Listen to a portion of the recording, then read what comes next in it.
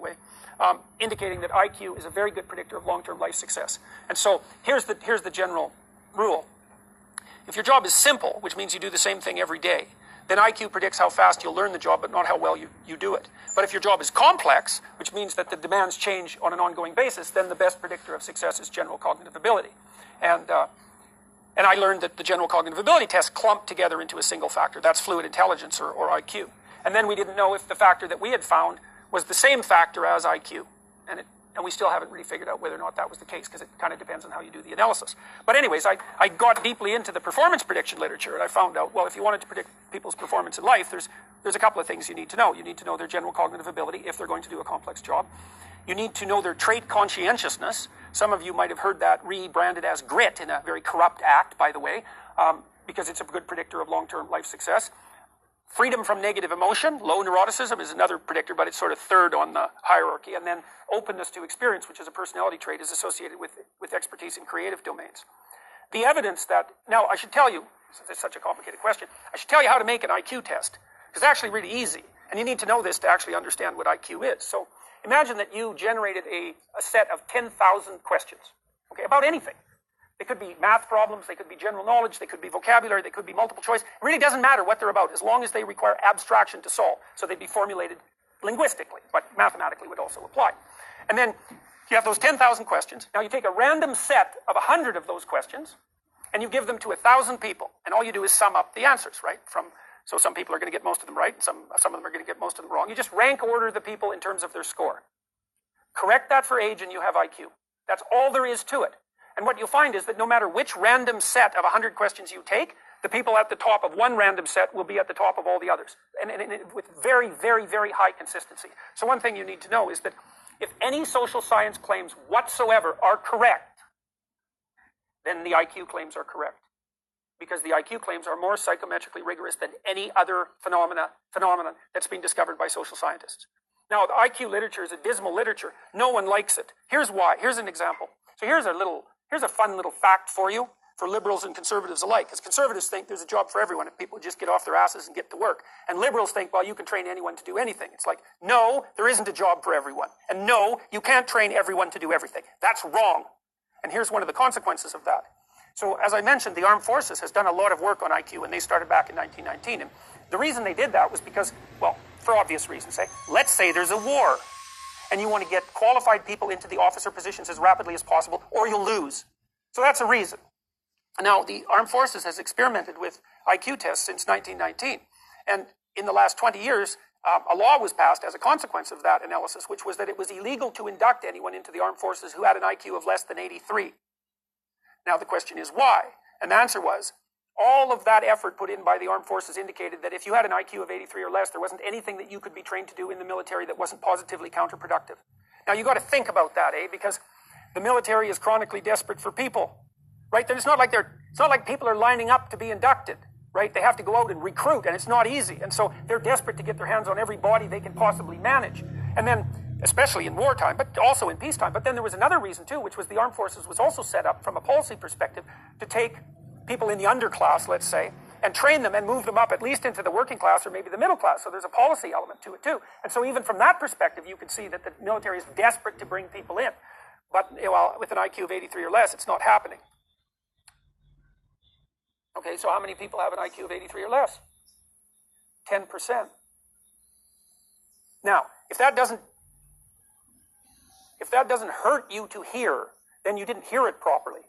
Because what it implies is that in a complex society like ours, and one that's becoming increasingly complex, there isn't anything for 10% of the population to do. All right, well, what are we going to do? We're going to ignore that? We're going to run away from that? And believe me, we have every reason to.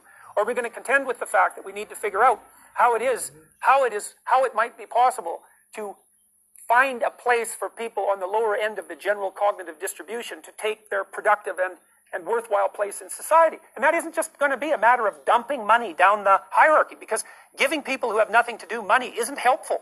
It doesn't work. It's not that simple.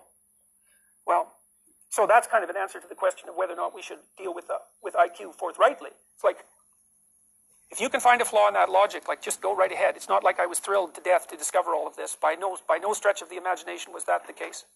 So what? So IQ is reliable and valid. That's the first thing. It's more reliable and valid than any other psychometric test ever designed by social scientists by a factor of about 3. That's fact number 1. Fact number 2 is it predicts long-term life outcome at about 0.3, 0.4, which leaves about 85%, 70 to 85% of the story unexplained, but it's still the best thing that we have. Well, it's also the case that in places like Great Britain, when IQ tests were first introduced, they were actually used by the socialists, and they were used to identify poor people who had potential, cognitive potential, and to move them into institutes of higher education. So there's an upside, a social upside as well. Ethnic differences. This is something you can't say anything about without immediately being killed. So I'm hesitant to broach the topic. But I'll tell you one thing that I did in the last week that's relevant to this. And this just shows you how complex the problem is. First of all, we should point out that race is a very difficult thing to define because racial boundaries aren't tight, right? So when you talk about racial differences in IQ, you're faced with the thorny problem of defining race. And that's a big problem from a scientific perspective. But we'll leave that aside. And I wrote an article this week. Somebody stood up at one point in one of my talks, and Vice, bless their hearts, took this particular question and used it as an indication of the quality of the people who are my so-called followers. And by the way, the quality of my so-called followers is pretty damn high. And you can find that out quite rapidly just by looking at the YouTube comments, which are head and shoulders above the standard set of YouTube comments, I can tell you that. So someone asked me about the Jewish question, right? And the implication, it was actually someone Jewish, and the implication was that Jews are overrepresented in positions of authority and power. And I had just spoken for like an hour and a half, and this guy had an axe to grind, and I thought, there's no goddamn way I'm getting into this at the moment. And so I said I can't answer that question. But that's not a very good answer. So I wrote a blog post this week, and I said, look, here's the situation. All right. Jews are overrepresented in positions of power and authority. But then let's open our eyes a little bit, eh? And think for like 2 or 3 seconds and think, hey, guess what? They're also overrepresented in positions of competence. And it's not like we have more geniuses than we know what to do with. And if the Jews happen to be producing more of them, which they are, by the way, then that's a pretty good thing for the rest of us. So let's not confuse competence with power and authority, even though that's a favorite trick of the radical leftists, who always fail to make that distinction. Well, why does this overrepresentation occur? Because it does. There's also overrepresentation in political movements, including radical political movements. Okay, why? Well, answer 1, Jewish conspiracy. Okay, that's not a very good answer. We've used that answer before. All right, but do we have an alternative? Well, here's an alternative. The average Ashkenazi IQ is somewhere between 110 and 115, which is about 1 standard deviation above the population average. And so what that means is that the average Ashkenazi/European Jew has an IQ that's higher than 85% of the population.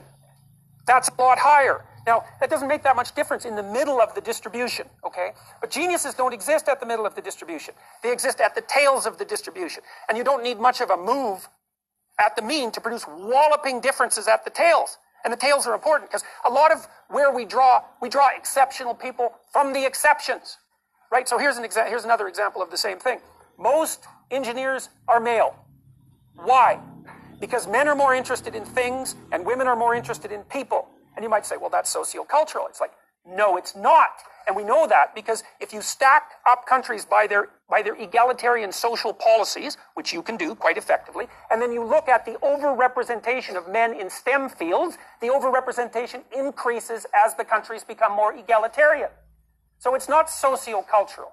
Okay, now, men aren't that much more interested in things than women. It's 1 standard deviation, which is about the same difference, by the way, between the population norm and the Ashkenazi Jews. But if you're looking at the 1 person in 20 or the 1 person in 50 who's hyper interested in things and thus likely to become an engineer, then most of them are men.